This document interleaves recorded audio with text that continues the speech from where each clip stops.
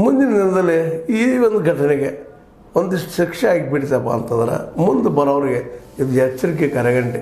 ಯಾವುದೋ ಫಂಕ್ಷನ್ ಮಾಡಬೇಕಾದ್ರೂ ಎಚ್ಚರಿಕೆಯಿಂದ ಮಾಡಬೇಕಾಗಿದ್ದು, ಜೊತೆಗೆ ಪೊಲೀಸರಿಗೂ ಒಂದು ಎಚ್ಚರಿಕೆ ಕರೆಗಂಟೆ. ಯಾರ್ಯಾರ್ದೋ ರಾಜಕೀಯ ಜನರ, ಯಾರ್ಯಾರ್ದೋ ಸೆಲೆಬ್ರಿಟಿಗಳ ಮಾತುಗಳನ್ನು ಕೇಳಿಕೊಂಡು ಸಡನ್ನಾಗಿ ತೆಗೆದುಕೊಂಡಂಥ ನಿರ್ಧಾರಗಳಿಂದ ಏನೇನು ಆಗ್ಬೋದು ಎಂಬುದು ಸಾಕ್ಷಿ. ಅದಕ್ಕೆ ಸೆಲೆಬ್ರಿಟಿಗಳನ್ನ ಉಡ್ಸೋದಾಗಿರ್ಬೋದು, ದೊಡ್ಡ ಫಂಕ್ಷನ್ ಆಗಿರ್ಬೋದು, ಯಾವುದೇ ಮಾಡಬೇಕಾದ್ರೂ ಮೊದಲು 100 ಅಲ್ಲ 1000 ಸಲ ವಿಚಾರ ಮಾಡ್ಕೊಂಡು ಡಿಸಿಷನ್ ತೊಗೊಳ್ಬೇಕಾಗ್ತದೆ. ಇಲ್ಲಪ್ಪ ಅಂತಂದ್ರೆ ಇದು ದುರಂತ ಆಗೋದು ಸ್ವಾಭಾವಿಕ. ಆ ದಿಶೆಯಲ್ಲೇ ಈ ಲಕ್ಷಗಟ್ಟಲೆ ಜನ ಕೊಡುವಲ್ಲೇ ನಾವು ಇದ್ದಂಥವರು, ಆಯೋಜಕರಿದ್ದಂಥವರು ಅಥವಾ ಪೊಲೀಸ್ ಇಲಾಖೆಯವರು ಈ ದಿಶೆಯಲ್ಲೇ ಡಿಸಿಷನ್ ತೊಗೊಳ್ಳಿ ಅನ್ನೋದು ಒಂದು ಫಾರ್ಮ್ ಅಭಿಪ್ರಾಯ ಇದರಿಂದ ಬಂದದ್ದು. ಇನ್ನು ಯಾರ್ಯಾರ ಕುಟುಂಬಗಳು ತಮ್ಮ ಜನರು ಕೇಳ್ಕೊಂಡಾದ್ರೆ ಅವರು ದುಃಖದಲ್ಲಿದ್ದಾರೆ, ಇನ್ನೂ ಅದು ಮರೀಲಿಕ್ಕೆ ಸಾಧ್ಯ ಇಲ್ಲಂಥ ಘಟನೆ. ಎಲ್ಲ ಯಂಗ್ ಆ್ಯಂಡ್ ಎನರ್ಜೆಟಿಕ್ ಹುಡುಗರು. ಮತ್ತು ಕ್ರಿಕೆಟನ್ನು ಇವತ್ತು ದೊಡ್ಡ ಪ್ರಮಾಣದಲ್ಲೇ ಏನಪ್ಪ ಅಂತಂದ್ರೆ ಹುಚ್ಚು ಹೊಳೆ ಆಗಿಬಿಟ್ಟದು ಭಾರತದಲ್ಲೇ, ಅದರಲ್ಲೂ ಮಿಡ್ಲ್ ಕ್ಲಾಸ್ ಮತ್ತು ಲೋವರ್ ಮಿಡ್ಲ್ ಕ್ಲಾಸ್. ಇದ್ರ ಬಗ್ಗೆ ಒಂದಿಷ್ಟು ಇವತ್ತು ಮಾತಾಡಬೇಕಾಗ್ಯದ.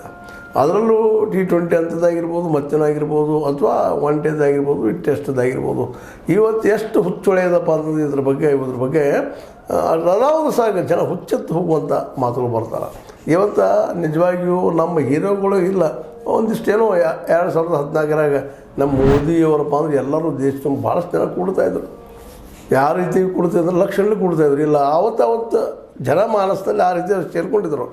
ಕಳೆದ 60 ವರ್ಷಗಳಿಂದ ನಮ್ಮ ಬಿ ಜೆ ಪಿಗರಲ್ಲ ನಮ್ಮ ಕಾಂಗ್ರೆಸ್ಸಿಗರು ಆಡಳಿತವನ್ನು ಚೆನ್ನಾಗಿ ಕೊಟ್ಟಿರಲಿಲ್ಲ. ಇಲ್ಲಿ ಭ್ರಷ್ಟಾಚಾರ ಇದು ಸಾಕಷ್ಟು ಆರೋಪಗಳಿದ್ವು ಅದರ ಮೇಲೆ.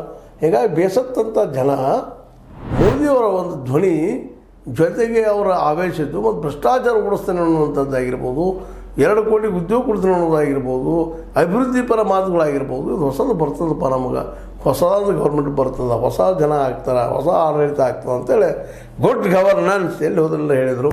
ಮತ್ತು ಉಳಿದು ಘೋಷಣೆಗಂತೂ ನೀವು ಕೇಳ್ತೀರಿ ಬಿ ಜೆ ಪಿಗರದು. ಮತ್ತು ಜೊತೆಗೆ ಮೋದಿಯವರದ್ದು ಪ್ರಚಾರಕರಿದ್ದರು, ಜೋರ್ದಾರಾಗಿ ಹೇಳಿದರು. ದುಡ್ಡು ತರಿಸ್ತು ನಾವು ಇದರಲ್ಲಿ ವಿದೇಶಿ ಬ್ಯಾಂಕ್ದಲ್ಲಿ ಇದ್ದು ಅಂತ ಹೇಳಿದರು.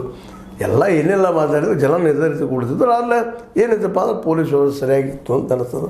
ನಂತರದ ಅನೇಕ ದಿನಗಳಲ್ಲಿ ನಾವು ನೋಡಿದೆವು ಎಲೆಕ್ಷನ್ ಕಮಿಷನ್ದಲ್ಲಿ ಯಾವ ರೀತಿ ಎಲೆಕ್ಷನ್ ಸಂದರ್ಭದಲ್ಲ ಯಾವ ರೀತಿ ಜನ ಕೊಡ್ತಿದ್ರು ಅಂತ.